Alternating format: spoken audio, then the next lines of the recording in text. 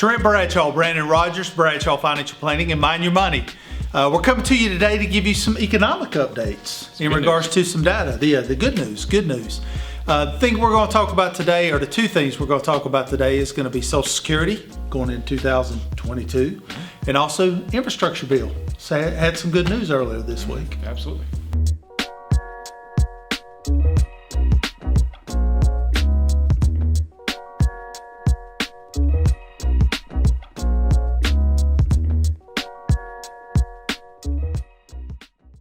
All right, well, let's jump right in. Let's touch on Social Security first.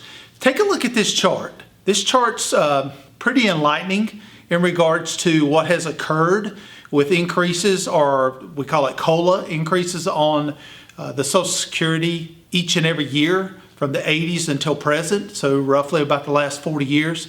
What you'll see on this chart is last year in 2021, we ended up getting about a 1.3% increase in regards to Social Security, and that was the COLA for last year that was credited this year.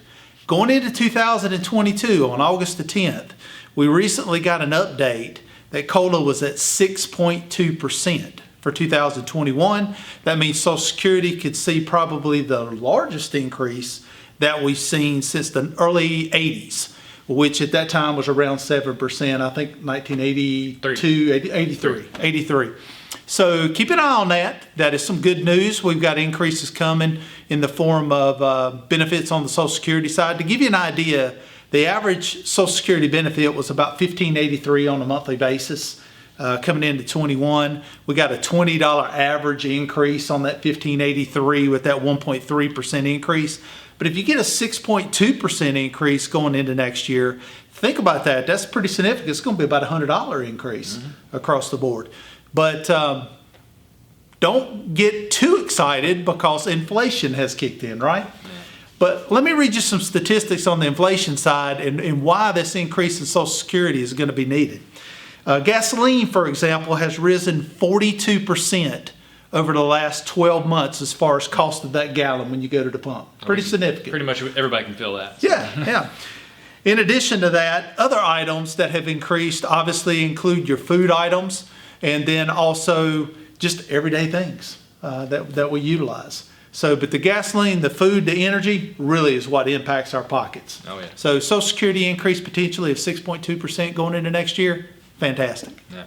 Cool. So yeah, make sure you check your bank accounts and the government doesn't pass you over. So make sure you get that increase. And that may fluctuate too before we get to that point. But right now it's projected to be 6.2. Yeah. What about infrastructure? Talk about infrastructure. Yeah. Good news this week. Infrastructure, and this is one thing that we look at as far as obviously Democrats coming into office is a positive thing because they do a lot of infrastructure spending. So again, on August 10th, we had this passing of the infrastructure bill.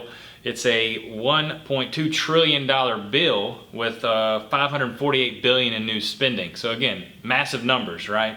So what they're doing is they're increasing spending on transportation. So they're looking at the rail systems, they're looking at the passenger and freight rails, the roads, bridges, of course, major projects like that, public transit, airports, and then also electric vehicles they're looking at. Yeah, the charging stations to become to get the infrastructure that we have for like the gas pumps is going to be a tremendous amount of work, and the government's really focused on getting the EV charging stations out there. So that infrastructure is going to be a big project. Yeah, I mean, you've seen all the car companies basically saying how they're leaning towards the more electric vehicles going in the future. So yeah, you're going to see a massive change. The government needs to be ready for that and have those charger stations in place. Yeah, I think when it comes to climate, of course, that was another topic for this week. They're projecting that from 30% up to 50% now. All cars on the road would be electric by what, 2030? Yeah. So again, that's pretty hefty. It's a hefty goal, and it's going to take a lot of money for those charging stations to be able to get there. The prices on those cars need to come down to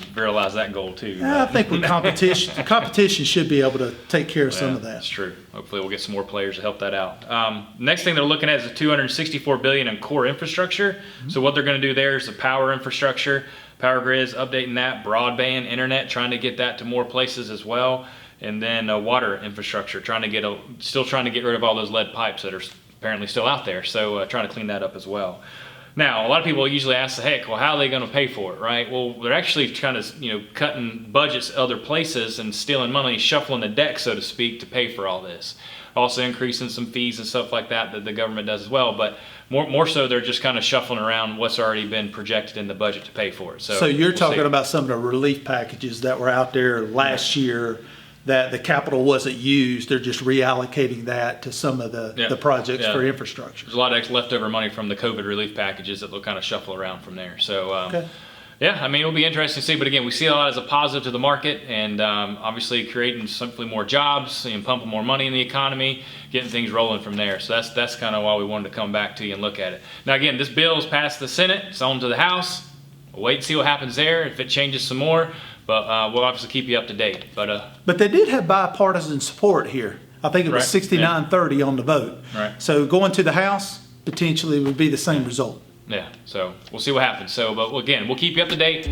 Let us know if you've got any questions. Brandon Rogers and Trent Bradshaw Financial Planning, and Mind Your Money. Have a great day.